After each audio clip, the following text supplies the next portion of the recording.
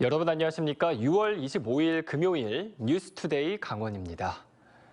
강원도의 애물단지였던 평창 알펜시아 리조트가 7,100억 원의 KH 강원 개발에 팔렸습니다. 강원도는 알펜시아 매각으로 재정 부담을 덜게 됐지만 낙찰 기업은 추가 복합 관광 리조트를 개발한다는 계획까지 밝혀 매각 대금 납부와 자금 조달에 부담이 우려되고 있습니다. 강화길 기자입니다. 평창 알펜시아 리조트가 조명 사업을 주력으로 하는 중소업체에 팔렸습니다. 강원도와 강원도개발공사는 KH 강원개발과 알펜시아 양도 양수 기본 협약을 맺었습니다. KH 강원개발은 KH 필룩스가 이번 입찰을 위해 만든 자회사입니다. KH 필룩스는 조명 사업을 주력으로 인수합병을 통해 덩치를 키워왔습니다. 2019년 서울 남산에 있는 그랜드 하얏트 호텔을 인수해 주목받았습니다. KH 강원개발은 지금의 알펜시아를 확장 개발해 사계절 리조트는 물론 복합문화 쇼핑 공간으로 만들겠다고 밝혔습니다. 초대형 아울렛을 유치하는 한편 유효부지 약 10만 평 등을 리조트와 연계하여 알투스 테마빌리지, 신개념 동물 테마공원, 올림픽 기념관, 문화체육인 마을 등을 조성하는 등 강원도는 스키 점프대와 바이애슬론 경기장 등 400억 원대의 겨울 스포츠 시설도 함께 매각을 진행하고 있다고 언급했습니다. 2단계로 진행될 스포츠 시설들도 매각이 완료되는 대로 상업적 활용과 공공적 활용이 동시에 가능하도록 재구조화가 진행될 예정입니다. 강원도개발공사와 KH 강원개발은 앞으로 본실사와 매각 대금 납부 등 계약 협상을 진행하고 8월 23일까지 양도 양수 계약을 마무리합니다. 그런데 이번 매각과 관련해 시장에서는 벌써부터 여러 우려가 나오고 있습니다. KH그룹의 자금 조달 능력에 대한 의문 때문입니다. 알펜시아 매각 대금 7,100억 원을 제때 납부할 수 있을지는 물론 추가 개발을 위한 1조 원 투자가 가능할지 염려스럽다는 겁니다. KH 필룩스는 2018년 이후 지속적인 적자로 수익성과 성장성이 악화된 상황입니다. 이런 상황에서 또다시 외부 자금을 유치해 대규모 사업을 진행하려는 것에 걱정된 시선을 보내고 있습니다. 이런 상황에서 안정적인 차후 알펜시아 운영이 가능할지에 대한 많은 의문들이 나오기 때문에 이 부분들을 해결할 수 있는 실질적인 대책들을 KH에서는 이른 시일 내에 좀 내놔야 될 것 같습니다. 한편 강원도개발공사는 알펜시아 매각이 끝나도 3,200억 원의 빚이 남게 됩니다. 알터니를 빼게 됐지만 회사의 건강을 완전 회복한 건 아닌 겁니다. MBC 뉴스 강화길입니다. 평창군과 대화면 사회단체들이 대규모 LNG 발전소 유치에 나서면서 지역 내 갈등이 일고 있습니다. 지역 소멸을 막기 위한 방안이라는 입장과 청정 자연을 훼손하지 말라는 입장이 팽팽하게 맞서고 있습니다. 보도에 조성식 기자입니다. 산 능선을 따라 대형 송전탑이 관통하고 있는 평창의 한 마을. 이곳에 LNG, 즉 액화천연가스 발전소 유치가 추진되고 있습니다.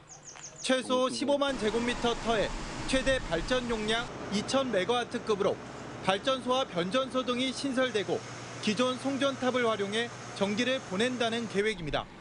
대관령에 들어와 있는 도시가스를 대화까지 끌어오고 냉각수로는 도암댐물을 사용한다는 계획도 포함되어 있습니다.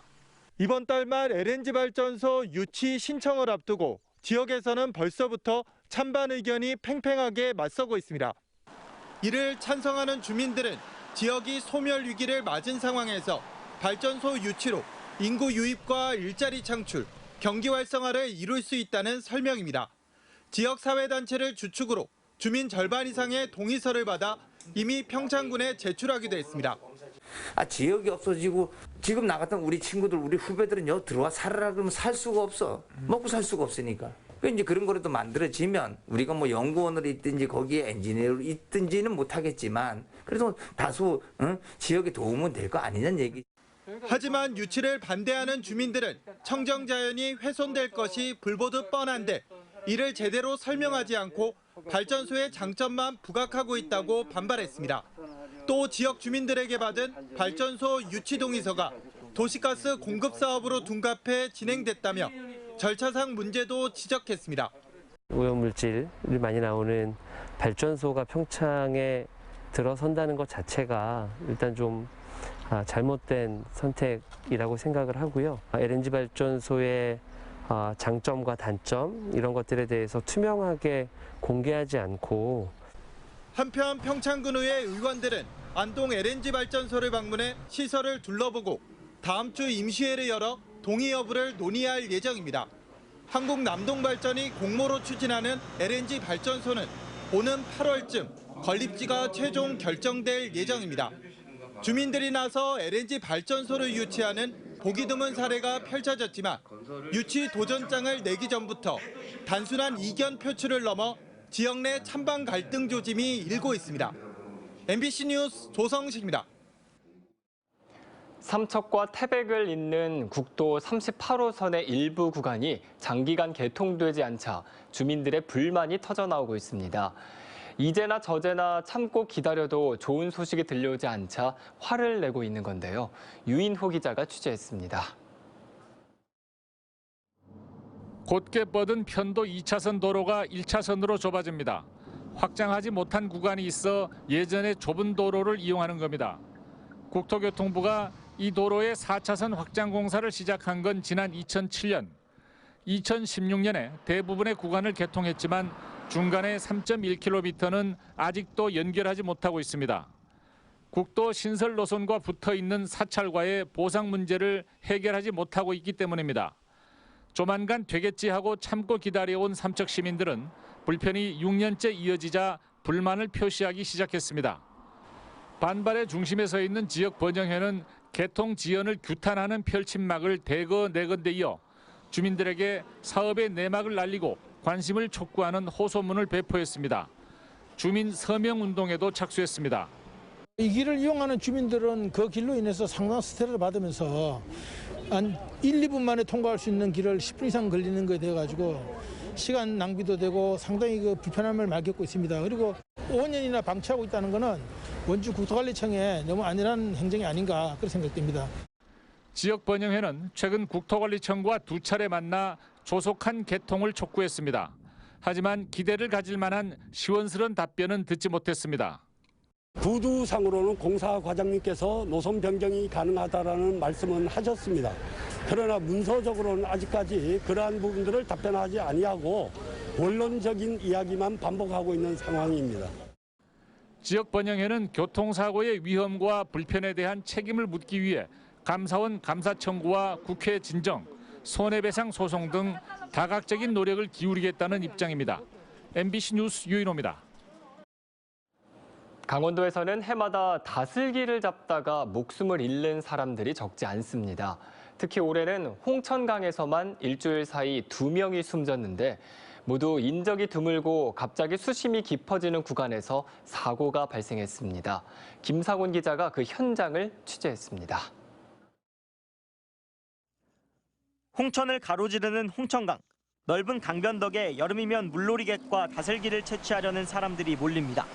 길이만 143km, 구불구불하게 흐르며 강폭이 좁았다가 넓어지는 게 특징입니다. 구분 쪽으로는 수심이 3m까지 깊어집니다. 이런 위험 때문에 순환사고가 끊이지 않습니다. 꼭 여기 안전요원을 피해서 들어가거든요. 안전요원이 못 들어가게 하니까 숨어서 들어가고 뭐 어디로 들어가는지. 지난 16일에는 홍천군 화촌면 주음칠이, 지난 21일에는 홍천군 서면 팔복리에서 60대 남성이 각각 물에 빠져 숨졌습니다. 모두 홍천강 유역에서 다슬기를 잡다 벌어진 일입니다. 사고 장소를 구조대원들과 함께 가봤습니다. 수영 한계선을 지나자 금세 허리까지 물이 차더니 발이 닿질 않습니다. 여기가 2m 정도 나와요, 2m. 지금 제가 서 있는 곳은 물이 무릎 높이까지 차는데요. 하지만 보시는 것처럼 불과 몇 미터 차이로 수심이 급격하게 깊어집니다. 안전장비 없이 맨몸으로 다슬기를 잡다 갑자기 물속으로 빠질 경우 쉽게 나올 수 없는 구조인 겁니다. 수심이 얕은 곳이라도 안심할 수 없습니다. 물속 바위 이끼나 수초에 미끄러져 사고를 당하기 십상입니다. 2인 이상이 항상 움직여주시고 밤에는 다슬기 채취를 하지 말아주시고 다슬기 채취할 때는 구명조끼를 꼭 착용해 주시면 감사하겠습니다. 지난 여름에도 홍천강에서만 다슬기를 잡던 2명이 숨지는 등 지난 5년간 강원도에서 21명이 숨졌습니다. MBC 뉴스 김상훈입니다. 용문 홍천철도를 비롯해 강원도의 4개 신규 철도 노선이 포함된 제4차 국가철도망 계획이 7월 초에 확정 고시됩니다. 국토교통부는 다음 주 철도산업위원회를 열어 국가철도망 계획을 최종 심의한 뒤 확정 고시합니다. 제4차 국가철도망 계획에 강원도에서는 용문 홍천철도와 삼척 강릉 동해선, 삼척 해변에서 동해안까지의 동해 신항선, 원주 만종간 원주 연결선 등이 신규 사업으로 반영됐습니다. 또 정부 추가 검토 사업에도 원주 춘천선 등이 포함됐습니다. 강원도가 공석 중인 강원연구원장에 강원도 기획조정실장을 직무대행으로 선임할 예정입니다. 강원연구원 임시이사회에서 강원연구원 정관중 원장 유고시 선임 부서장 순으로 직무를 대행하도록 한 조항을 개정해 선임 부서장이나 이사 중에서 도지사가 지명하도록 했습니다. 강원도는 조만간 연구원 이사인 기획조정실장을 원장 직무대행에 선임할 예정입니다. 강원도는 전임 원장의 채용 비리 의혹 등으로 강원연구원이 불안정한 상황이라서 연구원을 직접 관리하는 차원이라고 밝혔습니다. 강원도와 태백시가 동서발전과 함께 추진한 태백 가덕산 풍력발전단지 1단계 사업이 준공됐습니다. 1,250억 원이 투입된 가덕산 1단계 풍력발전단지는 43.2메가와트 용량으로 2만 7천 가구의 전력을 공급할 수 있으며 국내 최초로 주민들의 마을 법인이 참여해 20년 동안 고정된 이자 수익을 받게 됩니다. 강원도의 풍력발전 설비 용량은 이번 준공으로 인해 전국 1위로 올라섰으며 강원도와 태백시는 가덕산 풍력발전단지 조성 사업을 3단계까지 확대할 계획입니다. 2학기부터는 대학에서도 대면 수업이 확대됩니다. 교육부는 2학기 대학의 대면 활동 단계적 확대 조치에 따라 실험과 실습, 실기 비중이 높은 전문대부터 대면 수업을 확대하기로 했습니다. 전 국민의 70%가 1차 백신 접종을 마치는 9월 말 이후에는 이론 수업과 대규모 강의, 4년제 일반 대학으로 점차 확대할 방침입니다. 이에 따라 한림성신대는 대면 수업 비율을 현행 50%에서 80%까지 높이기로 했습니다.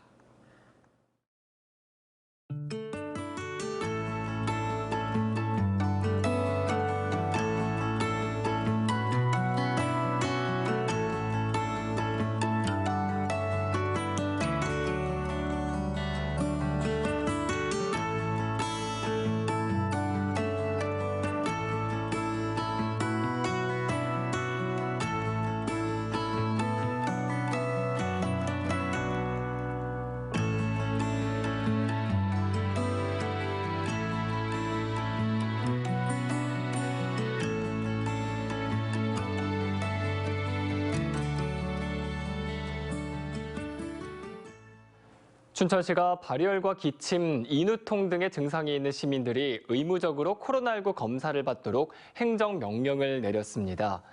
춘천시는 코로나19 확산을 막기 위해서는 무엇보다 빠른 진단 검사가 필요하다며 열이 나거나 기침이 날 경우 꼭 검사를 받아달라고 요청했습니다. 또 증상이 없더라도 한 가구당 1명 정도는 코로나19 검사를 권고했습니다.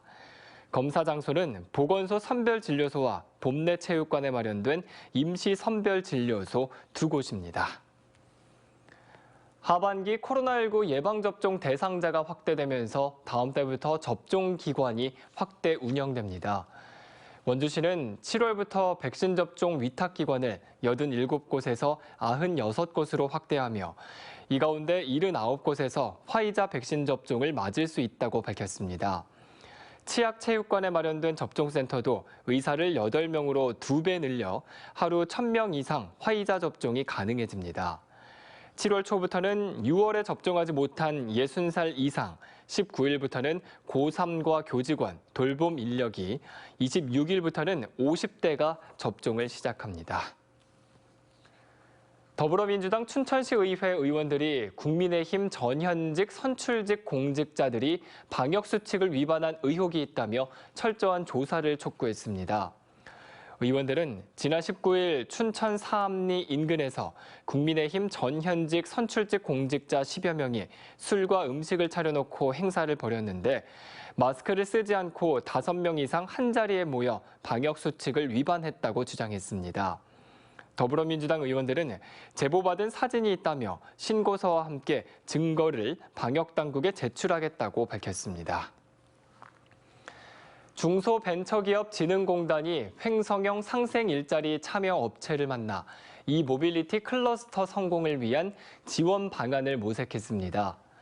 공단 측은 초소형 전기 화물차를 생산하는 완성차 업체와 부품업체 등 9개 업체의 대표를 만나 자금 조달과 인력 채용의 어려움, 시험 인증 등을 위한 인증센터 건립 등 협력 생태계 구축 과정에서 겪는 어려움을 청취했습니다. 또 친환경 전기차 생산 보급과 수평적 이익 공유를 통한 지역사회 공헌, 상생협력 실현 등 이른바 ESG 경영 실현을 선언했습니다. 이상으로 뉴스투데이 강원을 마칩니다. 시청해주신 여러분 고맙습니다.